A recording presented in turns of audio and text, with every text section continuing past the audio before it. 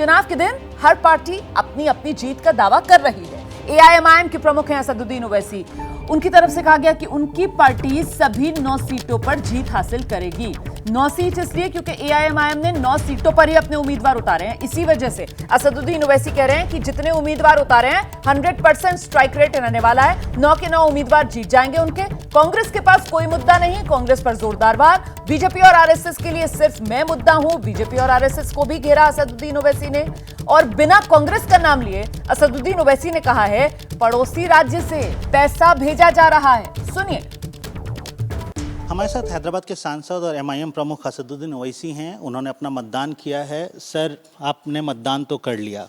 अगर हम हैदराबाद की बात करें, ख़ास तौर पे हैदराबाद पार्लियामेंट्री कॉन्स्टिट्यूंसी के पिछली बार मलकपेट और नामपल्ली करीब 45% वोट हुआ था। पूरे तेलंगाना में करीब 70%। कितना इम्पोर्टेंट है लोगों का वोट करना? नहीं, देखिए, ये जो जनरली बड़ी अफसोसनाक बात है कि जितने हमारे अर्बन सिटीज़ हैं, शहर हैं, शहरी इलाके हैं, वहाँ पर वोटर में बड़े ही एक्साइटमेंट नहीं होता वोट डालने के लिए। और फिर जब कभी भी बारिश होती है या कुछ होता है तो जो वोट नहीं डालते सबसे ज़्यादा चीज़ तो वही मारते हैं, और जो वोट डालता है वो तो फ़ोन करता है अपने एमएलए को, एमपी को, कॉर्पोरेटर को, वो फ़ौरन चला जाता है, काम करता है। तो आपको अगर हैदराबाद की खूबसूरती की फ़िक्र है, हैदराबाद की अमन की आपको फ़िक्र है, हैदराबाद और तेलंगाना की गंगा जमुनी तहज़ीब को, आपकी शनाख्त को मजबूत रखना है, तो आप निकल कर वोट डालिए। ये दिन छुट्टी मनाने के लिए नहीं है, पिकनिक मनाने के लिए नहीं है कि आप कहीं जाएंगे। भाई, आप वोट डालिए। 1 घंटा लगेगा आपको, ये 45 मिनट बमुश्किल।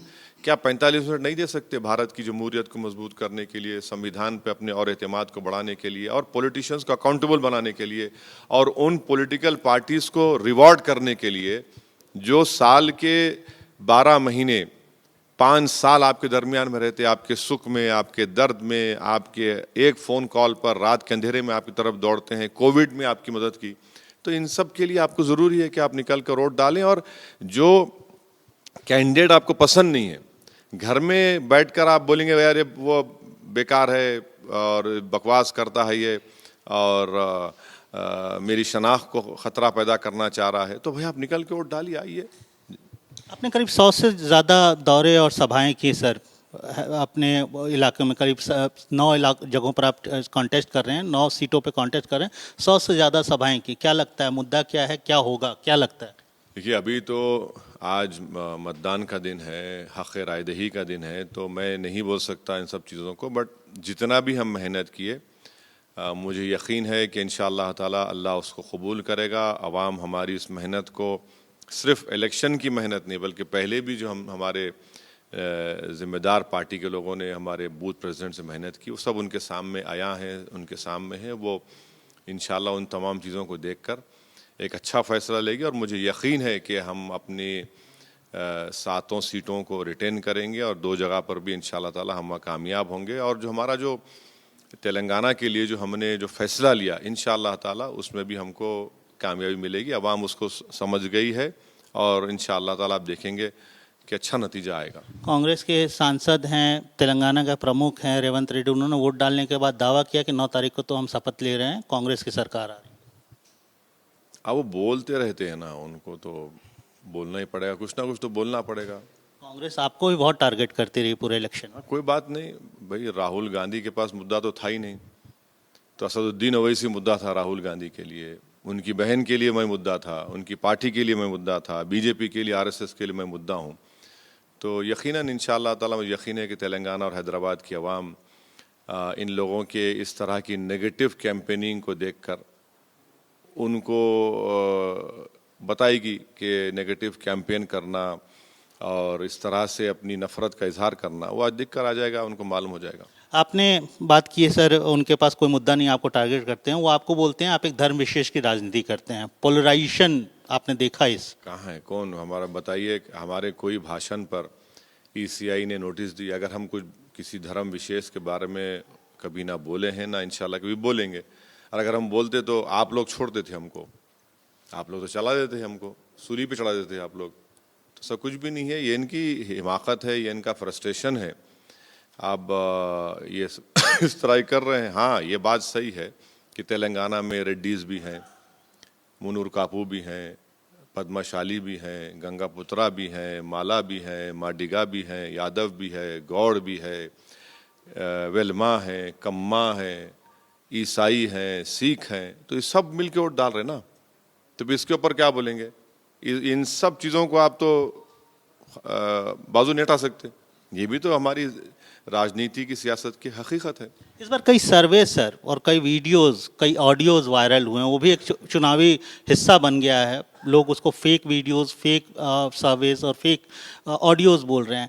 ये जो नई टेक्निक का इस्तेमाल चुनाव में हुआ है, उसको कैसे देखते हैं?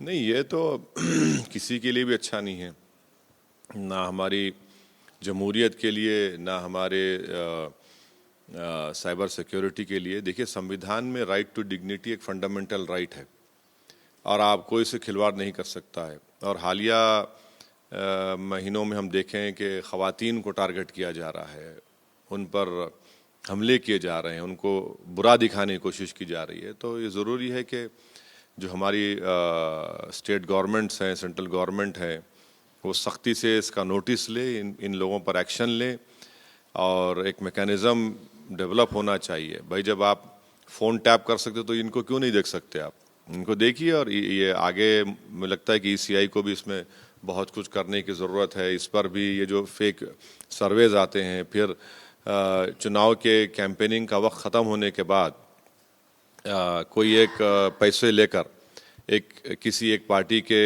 उसका एक इंटरव्यू डाल देता है 2 मिनट का, और ये समझता है कि मैं अपने फेसबुक पे नहीं डाला तो व्हाट्सएप पे तो मालूम हो जाता है उनके नंबर के साथ कि उन्होंने कब डाला इसको।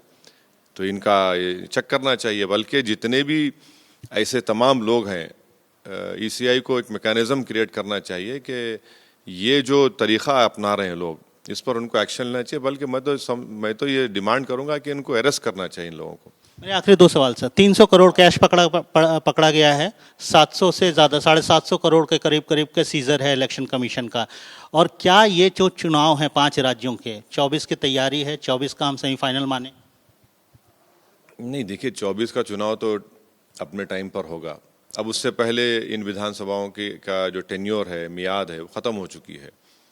तो यकीनन अब मैं तो समझूंगा कि अब ये इलेक्शन के बाद अब हमको नेक्स्ट चैलेंज होगा पार्लियामेंट का इलेक्शन। तो उसके लिए तैयारी करना पड़ेगा। तैयारी हम कर चुके हैं।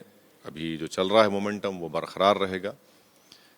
और फिर थोड़ा मेरे ख्याल से पार्लियामेंट का चुनाव रमज़ान में भी आएगा, मार्च के महीने में, मार्च के 1 को इंशाल्लाह रमज़ान मुबारक शुरू होगा। तो ये तो चलेगा ना। तो चुनाव है तो अपने टाइम पर होंगे, इसमें हमको लगता नहीं है कि कोई ऐसा मुश्किल होगी। हम तो अपना काम करेंगे और आवाम के सामने जाते रहे। हाईएस्ट कैश सीजर सर, उस पर क्या कहेंगे? चुनाव में पैसे की पूरी बरसात हुई है इस बार तेलंगाना चुनाव। हाँ, बहुत हुई है। पड़ोसी प्रदेश से भी आया है, बहुत पकड़ा गया है पड़ोसी प्रदेश से जो आया है। तो अफसोसनाक बात है कि हमारे पड़ोस में जो प्रदेश है वहाँ से भिजा रहे हैं, पकड़े भी गए, बहुत सा पैसा पकड़ा भी गया।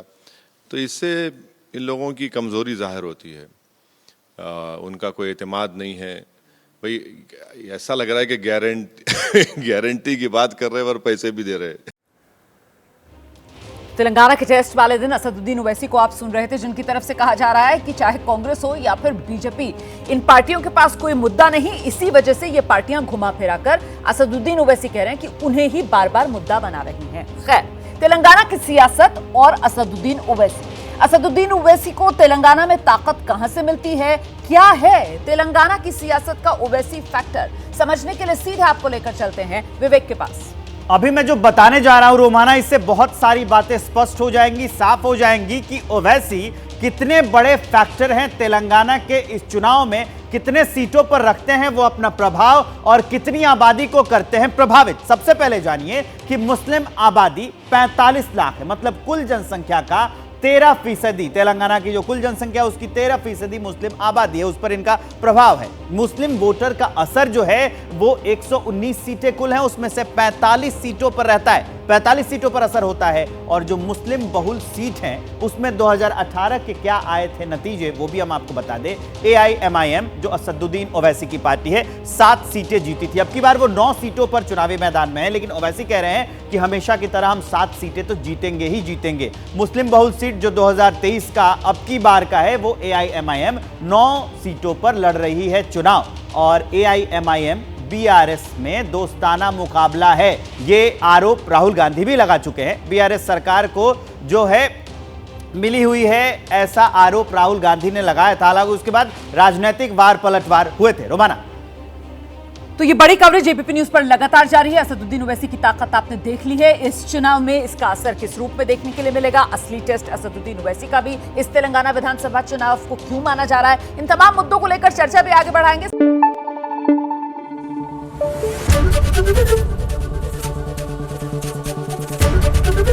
एबीपी न्यूज आपको रखे आगे।